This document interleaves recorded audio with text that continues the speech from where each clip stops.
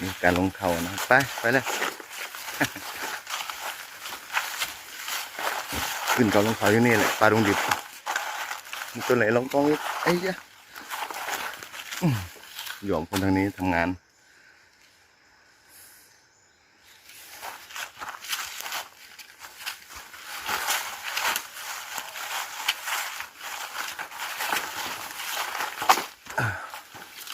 โอ้โหนี่ชีวิตจริงครับไม่ใช่การฝึกไม่ใช่การตะเวนกวาดล้างกดดันพิสูจน์ทราบเป็นภารกิจเสือป่าภูเขา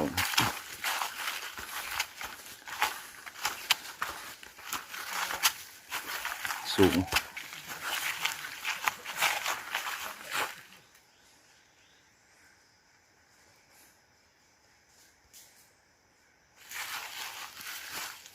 สวัสดีครับผม